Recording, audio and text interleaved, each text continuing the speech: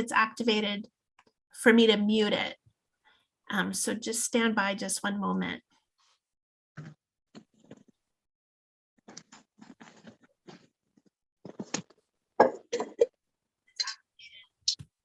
Very good.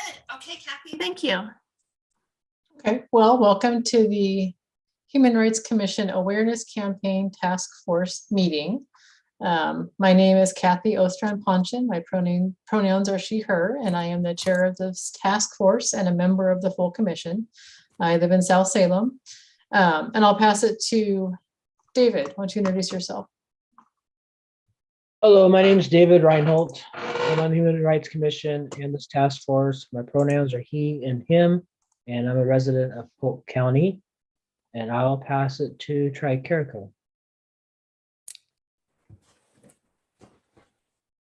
Hi, I'm here. I'm just hungry, so I'm eating some snacks. My name is Tricarico. My pronouns are they, them, and theirs. I'm a resident of Ward 2 and a member of the HRC. And I will pass it to Marianne. Good evening, Marianne Bradshaw. So happy to be here with you. My pronouns are she, her, hers. And last time I joined you, I looked up my ward before, and now suddenly I'm like, oh no, I don't remember. Sorry. That shows I'm not as informed as I ought to be, but I am happy to be with you and happy tonight to be able to talk about the survey. So that's great. And I'm not sure who's already gone. Jen, have you? Can I pass it to you?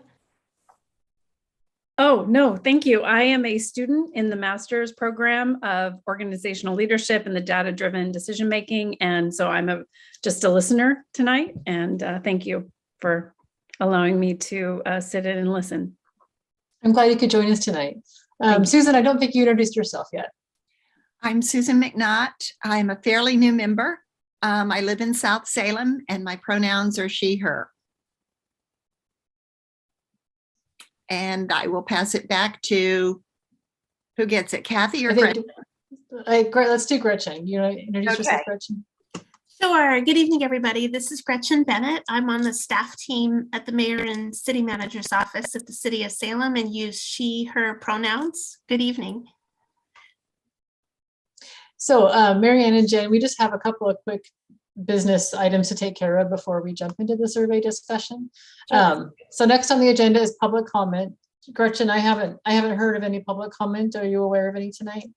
I'm also not aware of any, no public comment. Okay.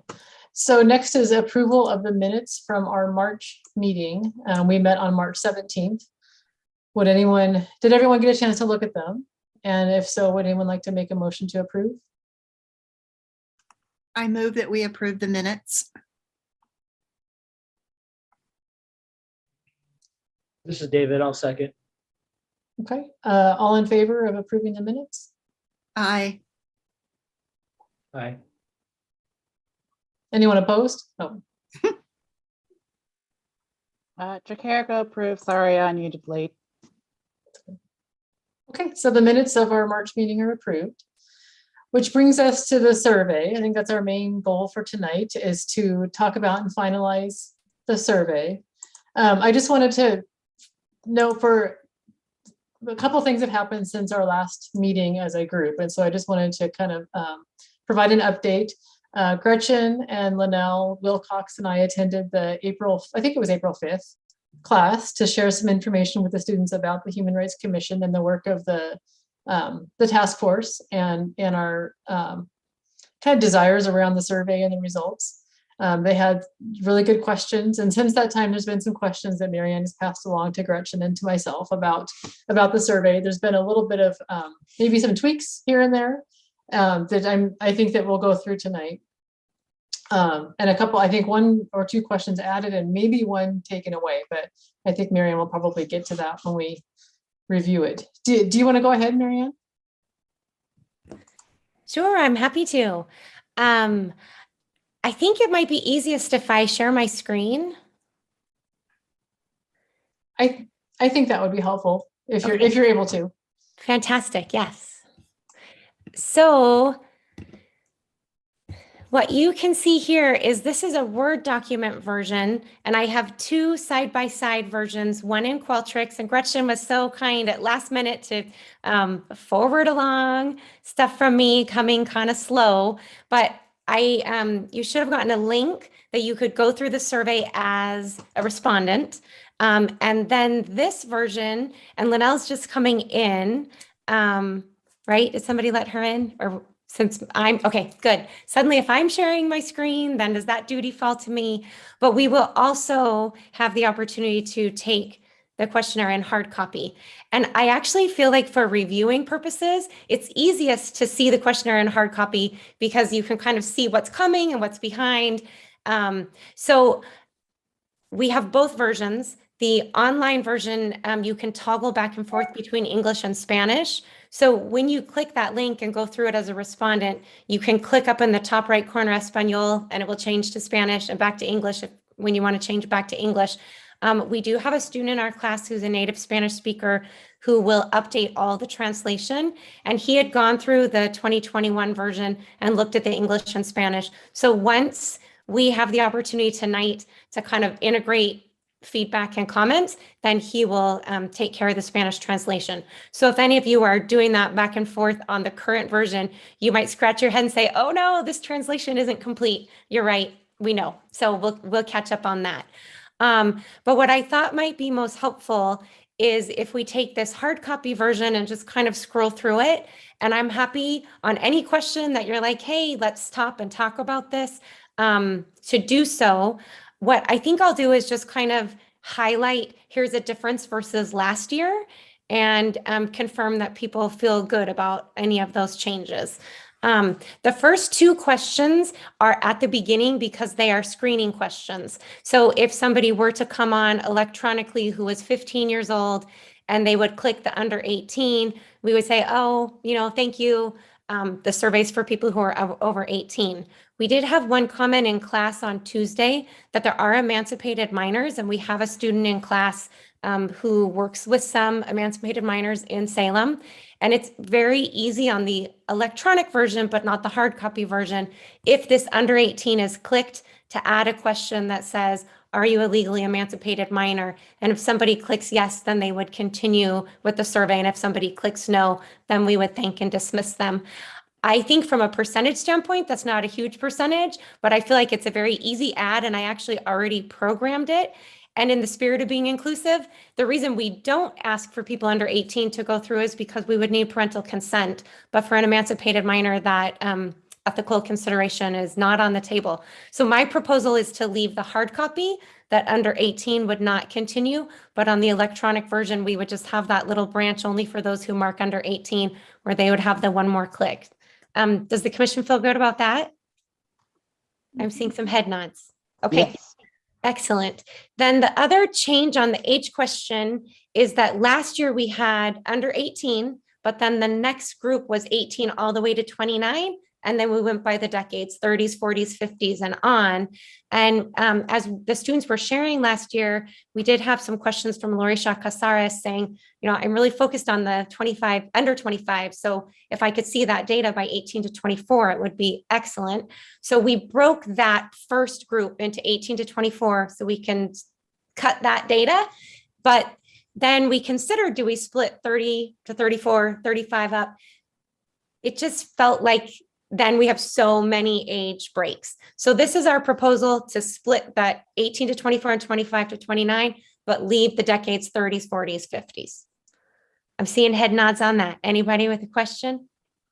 Okay, so we'll leave the age how that is there currently. Then do you live or work in Salem? Yes, you continue. Within 20 miles, you continue. But if you do not live or work in or near Salem, then again, that would be a point where we'd say, thank you, but you're finished. Then this box shows the definition that we use for discrimination. And the next three questions are about your personal experience with discrimination. So have you experienced discrimination in Salem? If yes, then you answer the next two questions. If no, you skip them. If yes, then you answer a question about the cause, actually, and it is the type of discrimination. So last year we had talked about discrimination on the basis of, and we'd used cause. And this year we're recommending that we ask what was the main type of discrimination.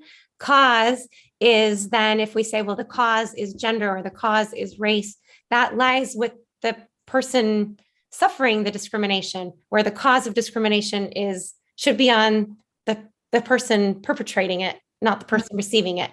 So that's the single word change there is to type instead of to cause. Okay, more head nods. Awesome. Then last year we asked a question about how long ago the most recent incident of discrimination had occurred. And of course, somebody who very rarely encounters discrimination, maybe they just happened in the last few months to face an experience like that. I feel like when I had the experience, Kathy, you and I did last year to go out and do the hard copy where we gathered data, I ended up asking people how recently, how often, and it was easier for people to talk about how often. Oh, well, it was just, it happens all the time, or just the other day. And in that conversation, it seemed like it was more natural to talk about how often. And I think that may be more useful data to the HRC. And as the students and I talked about it, it also seemed like it wasn't so much how long ago was the most recent, but if it's a regular occurrence or an unusual occurrence, that would be more valuable. So we are recommending changing this question from how long ago was the most recent to about how often do you experience discrimination? People feel good about that change as well? Yes. Okay, excellent. Then the next three questions parallel the first three that we just went through, but instead of your personal experience with discrimination, they're about witnessing or hearing about someone else experiencing discrimination. And I think it was the students last year who talked about firsthand discrimination and secondhand discrimination. So your own experience and then witnessing or hearing about. So they parallel the three we just talked to. Have you witnessed or heard about? What was the main type? And then how often do you witness or hear about? And that brings us to the 9th question, which is the overall rating. And those of you who've done this the last few years know this is a question we have talked about extensively. Last year, we had lots of conversations about it. And that was because in the 2020 survey, we had asked people to grade Salem on discrimination. So we had would you give it an A, a B, a C? And the feeling was that grades are very subjective. Somebody might feel like a C is a pretty good grade, or somebody might feel like a B is a really good grade, and someone else might feel like a B is not very good. And people who went to school in a different country, their grading systems are very different. So we made this switch to this overall rating question last year. And my recommendation and the students' recommendation is to not change it. We got to this question last year, and I felt like it served us very well. And to compare, this was kind of one that we looked at lots of subpopulations. So I think our best, unless there's something here where someone's like, oh, but I would say let's leave this one as it is. Okay. Then we have this open-end question where people are invited to comment on why they marked that rating. It's marked as optional, so we don't want anybody to be like, oh, now they want me to tell and I'm out of time. Just they know they can click past it. But we did have several hundred people last year comment here, and the students sorted those comments by themes. And I felt like it was quite insightful to be able to read. The emotion just comes through a little bit more as people tell, even if it's just a sentence or two. So I think that's great to leave just an open, tell us, comment why. This is Kathy. I really found the comments to be very insightful last year. So I would definitely want to keep that on the survey. Great. Excellent. So Marianne, that's this is Gretchen. Yeah, please, Gretchen. Just quick add, I think it's also helpful to have question 10, just again, because of the subjective nature of question 9. You'll hear people say, well, how would anybody know what is the overall level of discrimination? That feels to be such an impossible question to answer. And so having question 10 provides an opportunity for extra clarity. I feel like that's really valuable too. That's a great point. Yeah, I absolutely agree. Thanks, Gretchen. That brings us to the halfway point. And really, those are the most important questions, and we put them at the beginning because they are the most important. Then we transition into a few questions about the Human Rights Commission. And so we have this awareness question. Last year, we asked, are you aware that the City of Salem has a Human Rights Commission? you'll see that this one asks, were you aware, in parentheses, before this survey? We do on the invitation. So when you post it on Facebook, we'll say this survey sponsored by Western students with the Human Rights Commission. And when we go in person, we say we're from the Human Rights Commission. And I did have some people who are like, oh, well, not before I talk to you. So we could say, hey, let's leave it exactly how it was. And I think that's fine. I do think this adds a little bit of clarity. Were you aware before this survey? Marianne, this is David. Yes, please, David. On question 11, should that red part say skip question 12, not skip to question 12? You're right. Thank you. That's a very good catch. We skip to 13. We have moved a few things around, and that I just didn't track that one right. Thank you, David. Good catch. Okay. Great. So as David just pointed out, if you say, yes, you were aware before, then we ask, how did you know about it? If you mark no, in the electronic version, you don't even see question 12. You're just automatically programmed to skip to 13. 12, the difference versus last year is over here. We've added this discrimination survey from a past year as a way that some people become aware. Then the next few questions, I'm going to preface by letting you know that, as Kathy mentioned, we've had some emails around, would we add some questions about a bias crime and comfort in reporting a bias crime? So we have those drafted here. And whenever we add questions, I always say, ooh, let's take a really hard look and see if there's anything included that we're saying, ooh, that would be nice to know, but maybe we don't actually need to ask it, or maybe it's not as actionable. I have kind of a soft rule that I don't like to ask more than 20 questions in a survey like this. I feel like length is really important. Some people get on and they're like, oh, how many questions are you going to ask me? And once they get through, the first handful, I definitely feel like we want to be considerate of the time people are giving us. And we also want them to make it through the questionnaire before their attention span wanes. And I know mine can wane. So I put that on the table because I have wondered if 13 is a question that you as a commission might say, sure, that's nice to know, but it's perhaps not as actionable for us. So let me tell you a little bit about question 13. We have asked this the past couple of years, but we did ask it as a check all that apply. And this educating the general community what has not been in the survey in the past. So that's a new possibility. So which of the following services, we probably want which of the following services do you feel is the most beneficial for those experiencing discrimination? Last year, among these top 5 here in this column, most people marked several of them. All of those had between 30 and 50% marked them. And my key takeaway as I look at the data there was people look at these and they say, yeah, they're all good. We need all of that. People should be offered all of those things and have options for all of those supports. And when we sliced and diced the data, there weren't any of these that we said, oh, this subpopulation really needs this. So I had wondered, instead of saying, mark all of them that you like, to just say, well, which is the top one? And that might be more actionable.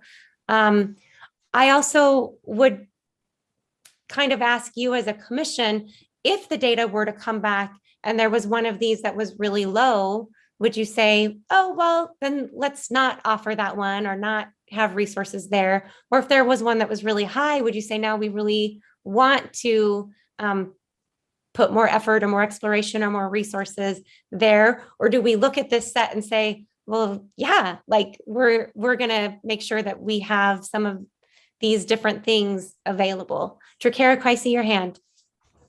Yeah, I'm thinking about the efforts to get the Cahoots program or a similar program in Salem. And I wonder if, like, where that would fit in these categories, or if that would be useful for us.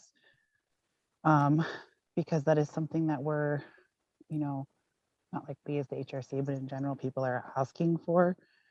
So there's been a lot of conversation about that. So I don't know if that's something we could include. And I think it would still be useful to know like what's the most useful, just so that we know, what are the things that we need to be asking for when we're looking at support options, or is what we have in place effective? Could I ask somebody to give me a little bit of background on the Cahoots program? Oh yeah. So Cahoots is it's kind of like the 911, right? But instead of having police or medical personnel, they are personnel who are specifically trained in mental health crises. There's a program in Eugene that's been very successful, and I think they figured out that like for every dollar spent on the program, it saved them $2 or something like that. Where instead of allocating resources like police or fire or medical that aren't as effective and aren't really appropriate for addressing a mental health crisis, we had people who were trained in addressing those issues and then could connect people to the appropriate resources. It's essentially like an alternative to calling the police on someone, which is especially important when so many police interactions throughout the nation with people who are experiencing mental health crises can actually end up worse for the person who is experiencing that crisis. Yeah, thank you for that great explanation. I've heard of the program, I just didn't connect it with the name. So thank you. Do you feel like as there is attention on Cahoots as an option, as a program, as a resource in the community, does that fit in this question 13? Do we need another option about response personnel trained in mental health? Do we need a different question? I feel like for me, as I look at a survey like this, and you guys are saying, here are all the things that we're talking about, conversations we're having. If there's something we add to the survey that gives you data to inform and support those conversations, then I'm in favor. You've heard me just say, I don't want to make it too long. But I think we want the survey to bring data that supports decisions. And I'm open to figuring out how to make changes to do that better. Linnell, I see your hand. And hi. Hi. I'm going to connect this to one of your prior questions. I loved that you guys changed instead of the main cause of discrimination to be the main type. I think that really makes a valuable distinction between the person who caused the harm versus the person who endured the harm or received the harm. And I feel like I might be misunderstanding the question, or my own view might be skewed by the population I tend to serve. But I feel like this question is similar. It's kind of like asking, what would you do to help you deal with the discrimination that you're experiencing? Like, now you have to recover from what happened to you from people who shouldn't be behaving this way in the first place. And that's why a lot of people looked at me funny when I was asking the questions. They're like, I don't have time to go to counseling. So many people are living in survival mode and poverty and just barely making ends meet with 2 jobs or juggling kids and school and other things. So it seems like some of these responses would be for people who have more privilege than people who are living in survival mode. And the people living in survival mode were looking at me like, just get them to stop doing it. I don't have time to also go to counseling or a support group to deal with what they're doing when they shouldn't be doing it in the first place. How can you just make them understand I'm a human being just like them? So that's where educating came in as a written response a lot. But I feel like it's similar to the other question where some people that we serve are so marginalized and in such survival mode that going to community organizations or support groups or reporting something that never changes anyway, or going to counseling is something they're just not going to have time or energy for. Their spoons are already taken. But getting the community to change through education, that's an actionable item, but it's not connected to, well, how do I deal with the discrimination? It's more about, let's get to the root cause of it shouldn't be happening. But I don't have strong feelings about whether the question goes away or stays, but I do have a strong opinion that the main focus should be education so that we get to the cause of it instead of how do people deal with it after something that shouldn't have happened keeps happening. Yeah, thanks, Linnell. I feel like these options here that we've asked in past years are reactionary. So Yeah. here's someone who's experienced discrimination. How can we help? And this, it is different in that it is more proactive. And I do think, we've heard well, let's change the behavior. Easier said than done. We are all working on it. But so I'm interested in other opinions. If we leave the question or take it off, does it seem like an actionable question? If you would like to keep it, what do you think about adding this? What are some of your other thoughts about this question and if it's actionable? Marianne, this is Gretchen. I might be inclined to drop it just because we know all of those things and because we haven't seen variance in the survey in the past year. I think if you kept it, I'd start to have some thoughts about editing. Mhm. But we know that everything on the left is available. And in addition, there's information. Hearing that the discrimination is denounced is something that can happen to people. They can hear, okay, somebody in the community thinks that was wrong, and to receive that conversation. I've had people say it's just great to have a group that will say we're disappointed to hear that happened.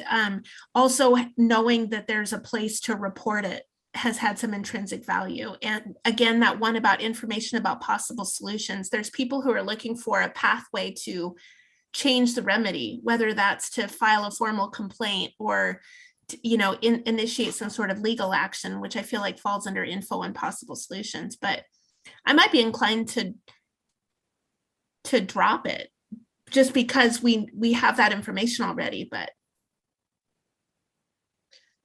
My initial reaction was to keep it because as a member of the Human Rights Commission, I want to know what the community thinks is helpful, and it might help inform us about what we can do in our work. But then, as Marianne kind of explained her thinking about, is there anything actionable here? What are we going to, if everyone chooses all of the options, how does that help us?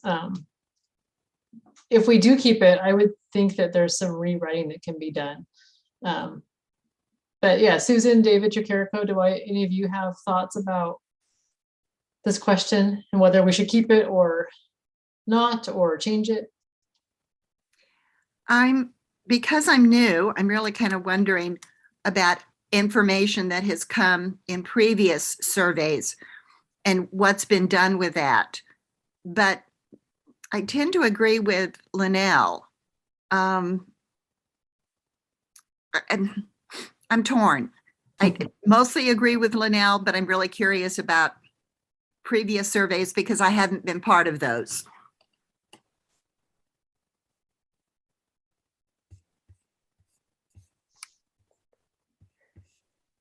And this is Linnell, just clarifying, I don't have a strong feeling about the question staying or going as long as we do extensive proactive education, because I think that really is the answer. So I would defer to Marianne, Gretchen, the students as far as their preference. My feeling, Susan, from past surveys is that the takeaway was that all looks good. We want everything. And I feel like there may be quite a bit of variation in different people's experiences and what feels like help in this situation or this month may look different than a different situation at a different time. And so I'm not confident that, like, I'm just trying in my mind to think, well, what if one of these was really high or one of them was really low? Would we say we're not going to do that anymore, or we're only going to do this one? And I don't see you taking any of these off the table.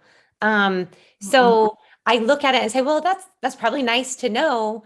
But if we're talking about adding questions below about bias, crime, and comfort in reporting to the police department, maybe we say, let's take the nice to know question off the table because we're adding some others.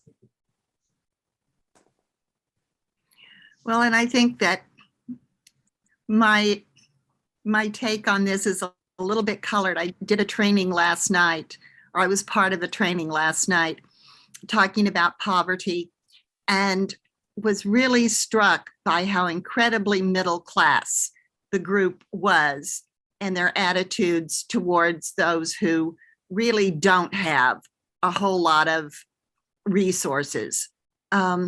So when Linnell talked about time or the ability to get to some of these services, that sort of struck home with me. Yeah, that makes sense. Thank you. Why don't we look at 14 and 15? And if the group feels strongly about adding 14 and 15, then we might say, okay, we feel good about a trade-off of taking 13 off and bringing 14 and 15 on. 14 and 15, I actually just borrowed them from the 2020 survey. Last year, as we purposely streamlined, there were a few extra questions, and we said, we're just going to keep this short and sweet. But these are questions that were asked in 2020. If you were the target, so defining a bias crime and then asking, if you were the target of a bias crime, how comfortable would you be in reporting it to the police? With a 5-point from very uncomfortable through neutral on up to very comfortable. And I did look at the data in 2020, neutral was 11%. So the top two, the two comfortables were at 50 together, and that left the two very uncomfortables at 40%. So pretty widespread, which that from like a data nerd standpoint, I'm like, ooh, that's pretty rich when there's a wide range of responses. So I would anticipate that there would be some data analysis we could do with a question like this, and then following it with an optional open end about why did you mark that? And we did ask that open end in 2020, and I skimmed really fast last night some of the responses, and they covered the whole range. There was one that said, we love our police officers, and another said, I've had positive experiences, but I've had some negative experiences, and the negative experiences were very negative. So I felt like the emails, Gretchen and Kathy and Debbie Aguilar, and I exchanged a couple of emails yesterday saying, hey, could we ask something like this? And I did say, well, is it actionable? Because, that's my question. Will you do something with this data? And Debbie did email back that it would be actionable. And so I would propose bringing these questions into this survey, feeling like it's a topic of discussion and a set of data that we could collect that would be actionable. I'm seeing some head nods. Any questions, any concerns, any hesitation? What about adding this word or switching that out?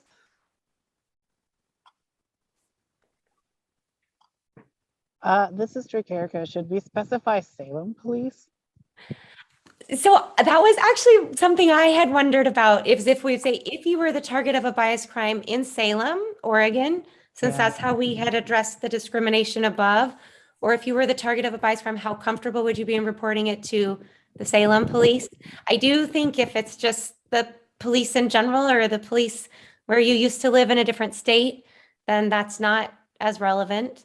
And we do specify Salem in the questions at the beginning. Tricarico, if we were to add Salem, would you put it, if you were the target of a bias crime in Salem, Oregon, or would you ask how comfortable would you be in reporting it to the Salem Police Department? I would say specifically Salem, because I know Debbie is working hard on a lot of things, and I think that information would be really useful to her in some of the things she's trying to accomplish, as well as, other folks who are trying to hold the police accountable and communicate some of the concerns in the community. So I would specifically like it to be about Salem. And I would be in favor of including this question over the other one. Not that the other one about what would be helpful isn't valuable. I feel like this one is a little bit more pertinent to current events. So thank you. I did on the screen, if you're tracking there, in question 14, I put Salem in 2 places. And my debate is, I think we should just have it in one or the other. Is it, if you were the target of a bias crime in Salem, Oregon, how comfortable would you be reporting it to the police?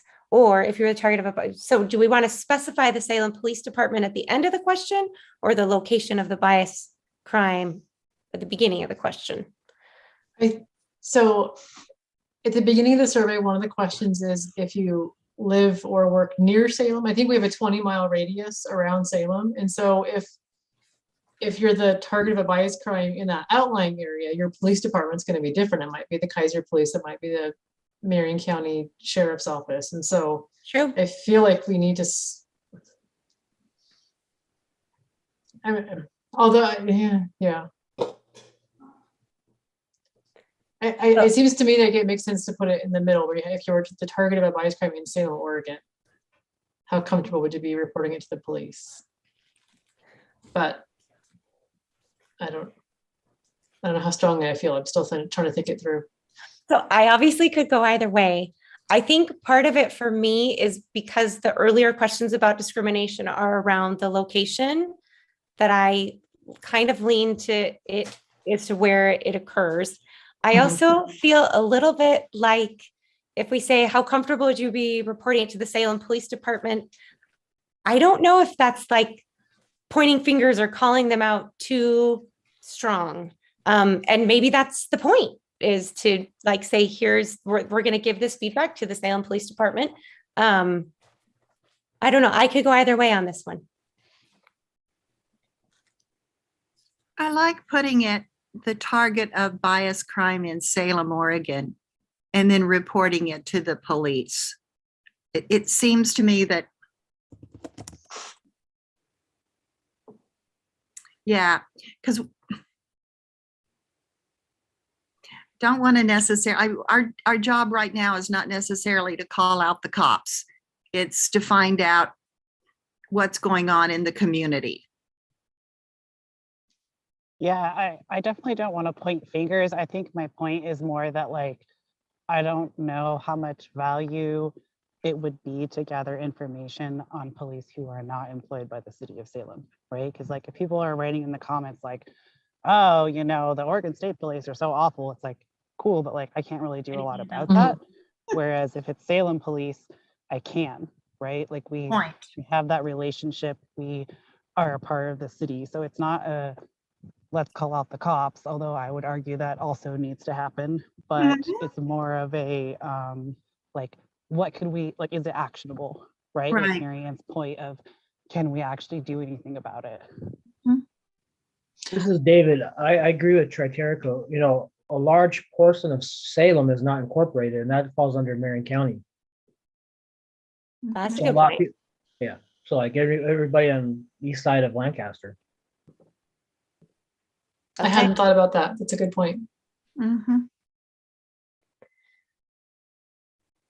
So I'm hearing if we are specific about the Salem Police Department, and we know Debbie Aguilar's, she's asked for this data.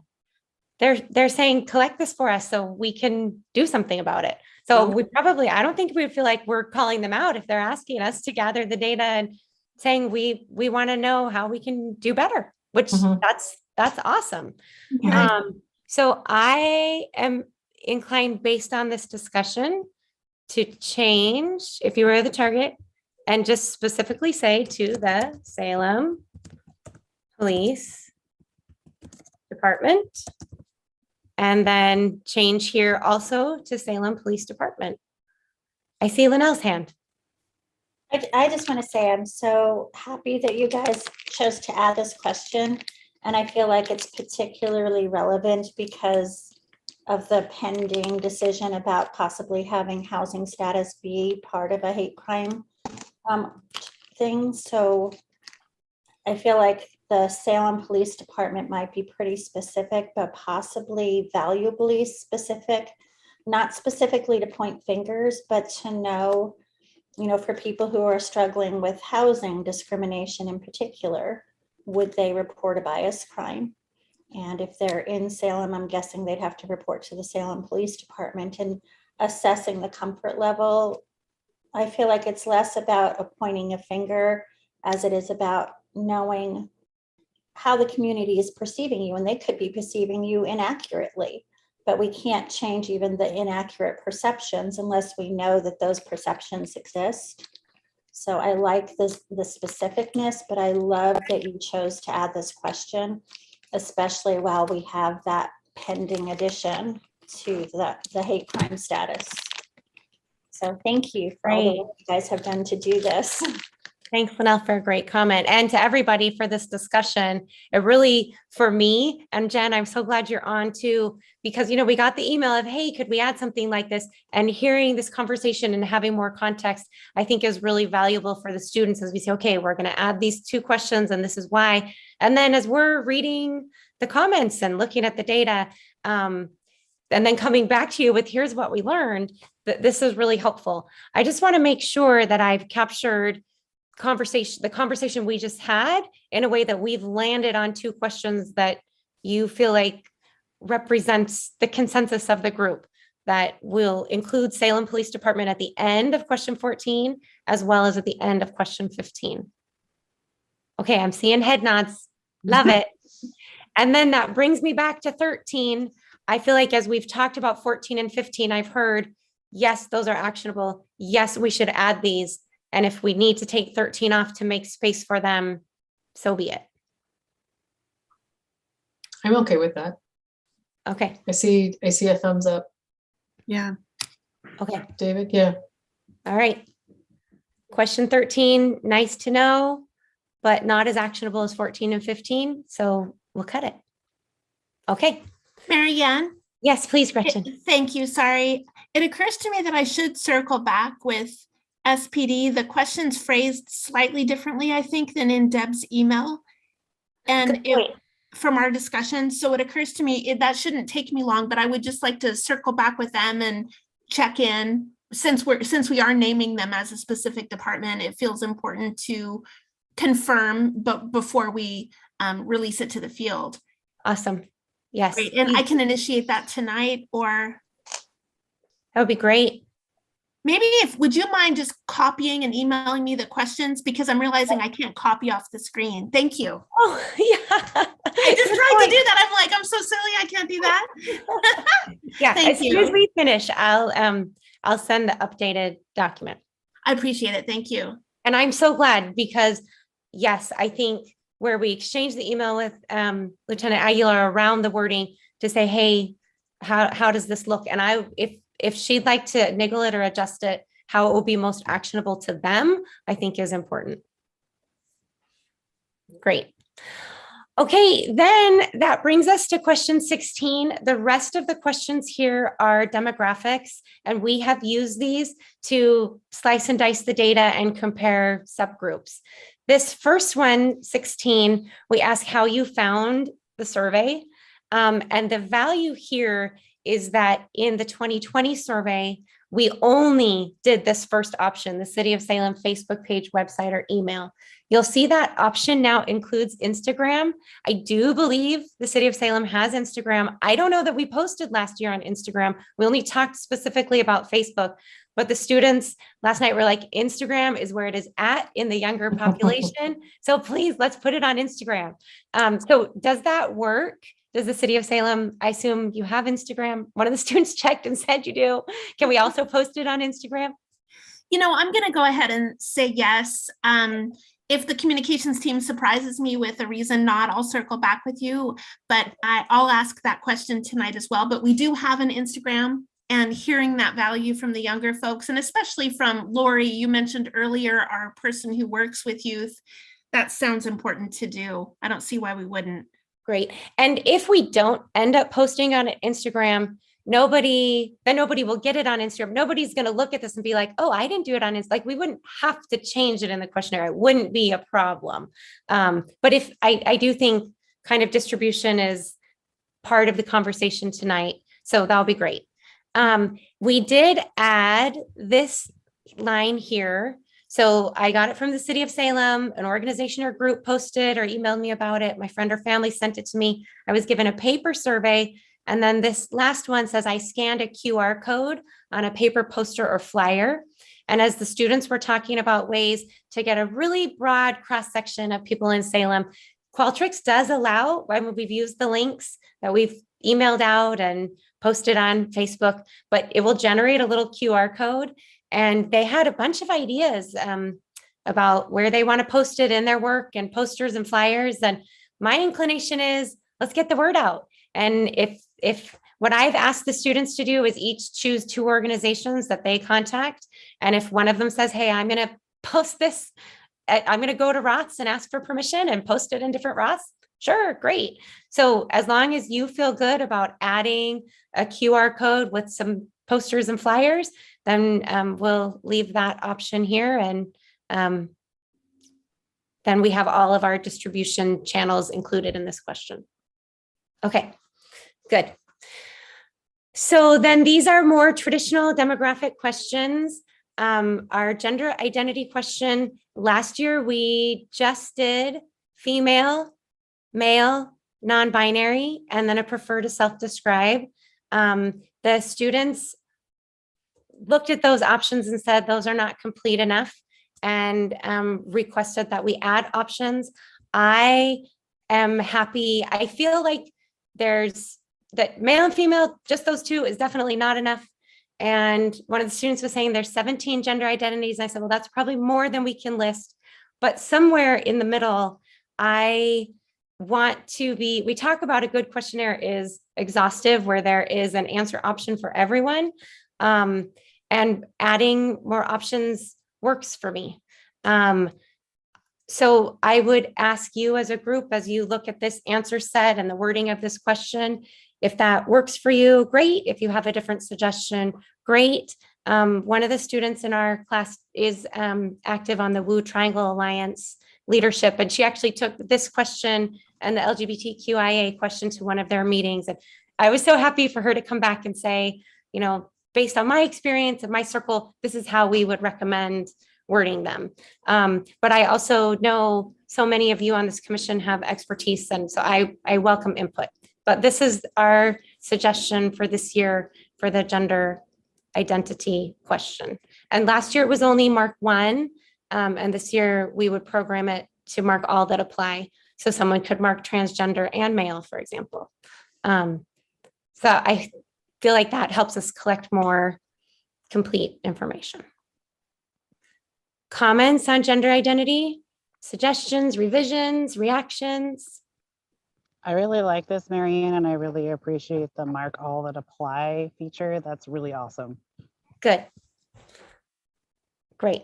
I'm glad you feel good about it, Tricarico. Do you have a suggestion? Anything needs to be adjusted? I have a bit of a pause on the female male options, as opposed to like man woman, right?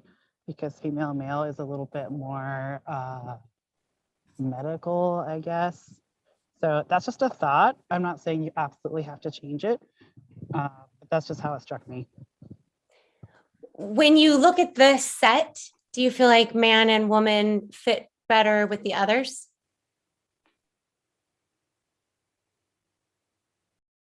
Like if male and female are more medical and man woman are less medical. Yeah, I think so. Yeah, because like I don't know a lot of like trans men and women who say like I'm a trans male or I'm a trans female. Like that's awkward. Yeah. Maybe that's just me. No, I agree with you. I hadn't thought of the trans. Yeah. Okay. Let me. Maybe you could do like female / woman or like male / man to be a little bit more inclusive, because I think most people would agree those are the same, but you know, I could be wrong about that. That makes sense. Yeah. What I would like to do is the student that I mentioned is really quick on email, and I'll just say, hey, Jules, this was the conversation we had with the commission, wondered about switching out female for woman and male for man, or adding a / and having both. And she'll let us know. Yeah, that sounds great. Thank you. I do feel some time pressure to finalize things. So I would kind of ask the group if would you be comfortable within those parameters? If Jules says, no, I really feel strongly about female and male, or yes, I like it with a slash, or please let's switch it to woman and man. Are you comfortable within those 3 iterations to go with her recommendation? Yes, I am. Okay, Yes. great, great. Thank you. Okay, question 18, the race ethnicity has not changed. 19, do you identify as a member of the LGBTQIA plus community? And this piece is in addition in regards to your sexual or romantic orientation. Last year, we asked yes, no, and then prefer not to say. And this year we propose adding questioning. So it's yes, questioning, no, prefer not to say. Reactions, comments, revisions. How do you feel about that question? That's fine. Okay. Okay. And then that's just our last couple. Have you experienced homelessness? Do you have a disability? Are you a military veteran? Those are the same as last year. And the final question is just an option if someone has anything else they want to say. Yeah. All right. Well, that's the questionnaire. It looks good. Good. Yay. Yay, yay. Quick question. You did such a great job of clarifying the 3 options around the gender question. And I wanted to triple check the same with the police. Like if the police department, I realized that email initially had the word police instead of police department. And if they said the same thing and wanted to go back, is the group comfortable within those 2 choices in the interest of time and not circling back? I thought it would be good to double check that. Great. Excellent. Okay, so I'll follow up with Jules. Gretchen will follow up with Debbie Aguilar. We'll get those couple things decided. Then we'll call the questionnaire final. We'll make sure the translation is complete and that the hard copy and the online versions match. And then we'll be ready to get into the field, which is so exciting. Yeah, we're almost there. Yay. Kevin, our student who's translating, said that he could have that finished tomorrow. And I do feel like the sooner we can get it out, the better. So my questions to you, I know Gretchen, last year you interfaced with the City of Salem communications folks. If you will let me know what they need from me, then we can just get them and they can post it to the website, Facebook, Instagram, and send it out to the newsletter list. And then I would also be delighted if you have particular organizations that as a human rights commission you have relationships with, or as individuals, you say, hey, I volunteer here, I work with this, or my neighbor this, or my friend that. I'm happy to give suggestions to students of where they could go, but I'm also happy for you to reach out and let me know so we don't double up on efforts. But the sampling methodology we talked about last month was, let's scatter this far and wide and invite so that we have a broad response. And once we get it in field, I mean, it'd be great if we had a month, but the term clock ticks. And so that we have the benefit of the students' work for analysis, we do need to close field and give them data that they can analyze. And really the latest we can go is May 14th. So the sooner we can get things in field, the sooner we can get the invitations out, the better. Great. So open as early as tomorrow and then close May 14th. Is that correct? And that's just over 2 weeks. Yeah. Yep. Okay. Kathy prepared a nice introduction, and we have an email address, an email group that, in addition to representing individuals who've asked to receive emails from the commission, also represents a number of organizations that relate to the work that we're able to send the survey out to your question earlier. I'm going to have to see anymore if we still have a list of the organizations that are included in that email group to see if I can send that to you. Okay. Well, and if you've got it all organized and can just send it out, great. Let's do it. Gretchen, that communication will have to be tweaked a little bit, because I think it was when I put it together, it was in in anticipation of the survey was coming, whereas I think it's going to go with the survey. So you'll have to take a closer look to make sure it's phrased appropriately. Copy that. Great. So I have a question about the surveys to the unsheltered. Linnell, I'm glad that you're back. How did that work last year? Did Linnell, I know she did a lot of work. How did that get out to the different advocates and service providers? Oh, you're muted. So because I work at a shelter anyway, I'm doing outreach constantly. I go to Grace Community Church to their shower truck. I'm at Arches almost every day for one reason or another. We partner with other shelters because we're referring ladies from one place to another as one of us is full and the other has some openings. And there's also an app called Base Camp where we communicate with each other. So I would be posting it there if that's not something you guys already do. And then I would be emailing just the people that I know specifically at each of the other agencies, sharing, can you please have your guests fill this out, assist them as needed. I'd share why I feel it's so important. I'd share, how this has led to housing being considered as a hate crime. So that really does get consideration and some results to try to make things better. And last year I offered, I know every case manager is usually just slammed with more people than they can serve. So if you just want to have a time where I'd come in and help people do the surveys, just let me know. And then just going to the streets as much as possible. It's a little harder now with everybody so scattered because there have been so many sweeps and there's nowhere for people to go. But we have the advantage of Arches is starting to be open on Saturdays. So they just started that a few weeks ago and they're open 9 to 4. So that would be, to me, a starting place. Like, let's go to Arches together and talk to people there and then just walk around and see, sometimes there's people at Rite Aid. Sometimes people have needed to move so the sidewalks can be cleaned, but just kind of seeing what it looks like. Maybe, depending on how things are and where people are at, maybe the city would be able to delay a sweep or two if we know that we have campers at a certain area and we're going to try to reach them for the survey. I can't speak for Gretchen, and she's balancing life and death and problems that are occurring, so I can't speak for her. But if there was a way to delay sweeps so that we can get some more of that information, that would be amazing. But there's so many avenues. It's in person, phone calls, emails to the people that visiting the different partner agencies and sharing why it matters and offering to be at their site to do it. That's great. Okay, thank you. Thank you. I just want to chime in. I have two quick things. One is Linnell is amazing. And the work last year that you did, the day you were with the students, was just so phenomenal.